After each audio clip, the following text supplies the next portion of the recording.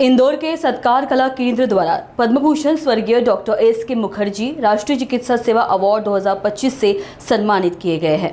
Doctor BK. Sharma, जो नागपुर महाराष्ट्र के प्रसिद्ध ईएनटी एवं हेड नेक कैंसर सर्जन हैं, उनकी चिकित्सा सेवा, मानवता के प्रति समर्पण और सामाजिक योगदान को यह पुरस्कार समर्पित किया गया है।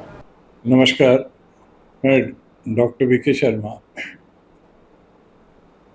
कैंसर हॉस्पिटल के मानद सलाहकार के रूप में अभी काम कर रहा हूँ।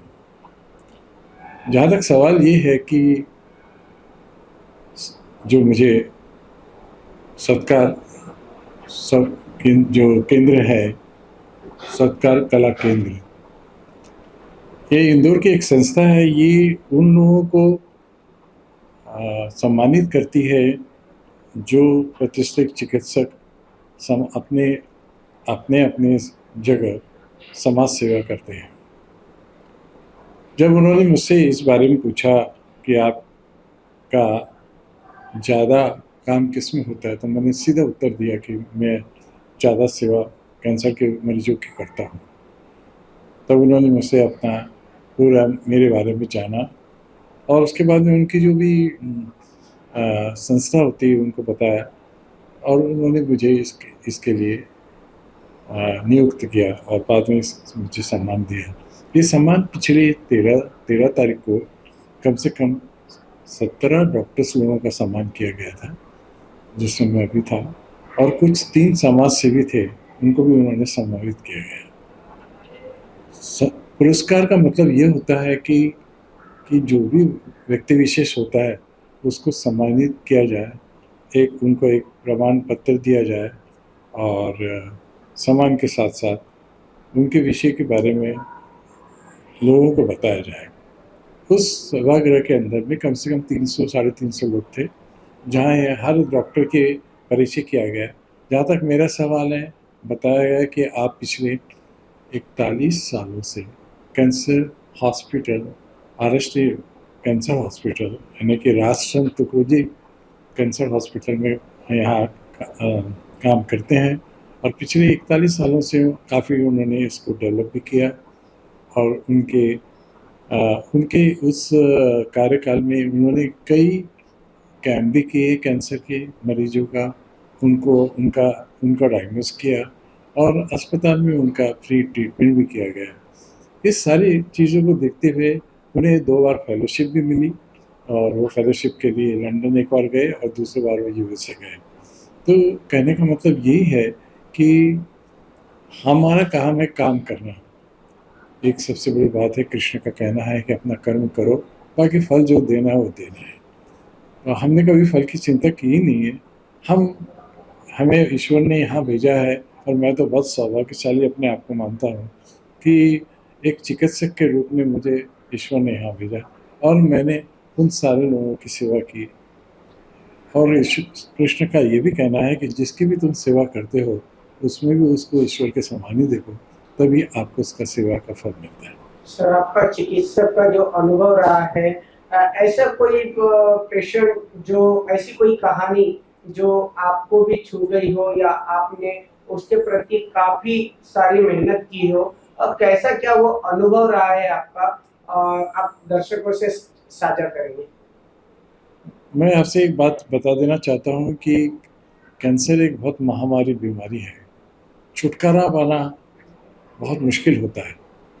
आज ये देखा गया है कि हमारे भारतवर्ष के अंदर में कैंसर से मरने वाले जो होते हैं वो तीसरे नंबर वाले हैं।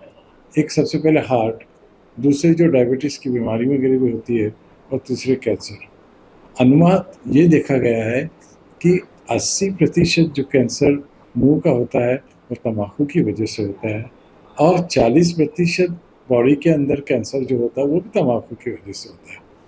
तो उसका सबसे बड़ा मेन फैक्टर तम्बाकू है।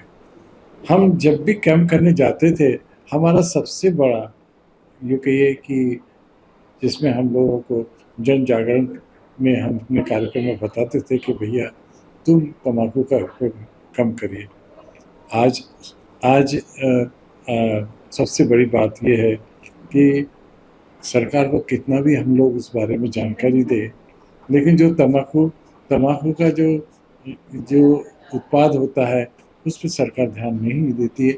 और इस तरह से हम लोग जो है कैंसर को रोकथाम के लिए हमारी मजबूरी होती है और हम कैंसर को पकड़ नहीं सकते हैं। अब जहाँ तक मैं आपको ये कह दूँ कि एक मरीज ऐसा था जिसको जबड़े का कैंसर था। हमने उसका जबड़ा निकाला, उसकी प्लास्टिक सर्जरी की और उसको बताया हमने कि देखो भैया, अब इसके बाद तुम तम्बाकू कभी मत खाना। हमारा पूरा मरीज स्वस्थ हो गया, बीमारी से मुक्त हो गया। 1 साल बाद आया, उससे और मुक्त हो गया। लेकिन उसने बाद में कुछ समय के बाद फिर से तम्बाकू खाना शुरू किया।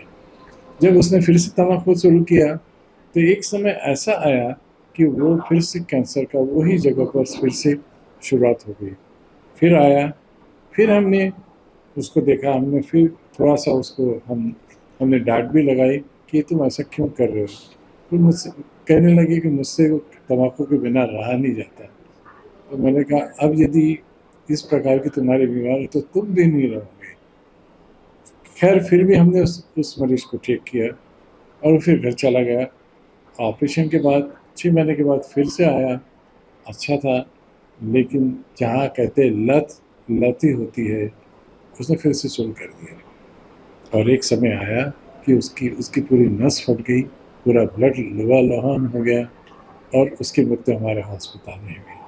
तो कहने का मतलब ये ऐसे केसेस हम ठीक भी करते हैं, लेकिन जब हमारे ही मरीज हमारी बातों को जब नहीं मानते तो उसका हमेशा दुष्परिणाम होता है। तो मेरी ज़िंदगी में ये एक ऐसा भी केस मैंने देखा कि 2 बार ठीक करने के बाद भी तीसरी बार हम उसको बाद में कुछ नहीं कर पाए। सर, आज विश्व लिवर दिन है, तो आप क्या शुभकामनाएं देना चाहेंगे और क्या संदेश देना चाहेंगे जिससे लोग सतर्क रहें? देखिए, सबसे बड़ी बात तो ये है कि लीवर हमारी बॉडी का एक ऊर्जा है। जैसे कि कहते हैं ना कि यदि आप स्कूटर चलाते हैं और उसमें पेट्रोल आपका ख़त्म हो गया तो फिर स्कूटर चलेगा नहीं। वैसे लीवर जो एक ऐसी चीज़ है, वो ऊर्जा आपको देता है।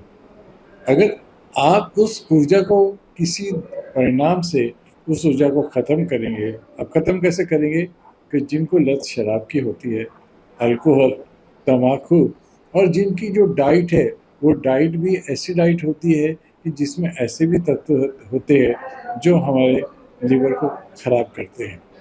तो ऐसी अवस्था में हमारा लीवर कभी-कभी उसमें बीमारी शुरू होती है और कुछ हद की ऐसी बीमारी होती है कि उसमें कैंसर भी हो जाता है। तो इसलिए मेरा सभी लोगों से एक अपील है कि आप लोग तम्बाकू, अल्कोहल इससे दूर बचें और अपने लीवर को मजबूत करें। क्योंकि आंकड़े ये बता रहे हैं कि जिनको लीवर का कैंसर होता है, हमारे जो कैंसर रजिस्ट्री डिपार्टमेंट में, उसमें ये बताया जा रहा है कि कम से कम 4 से 5% लोग लीवर कैंसर से शिकार होते हैं और फिर उनका हमें, अगर वो जल्दी स्टेज पे आते हैं तो हम जल्दी उनका उपचार भी करते हैं।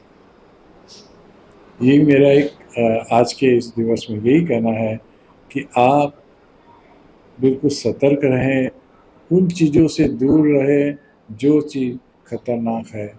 और यदि आपने उन चीज़ों को से दूर नहीं रहे तो आपको भी लीवर का अटैक हो सकता है।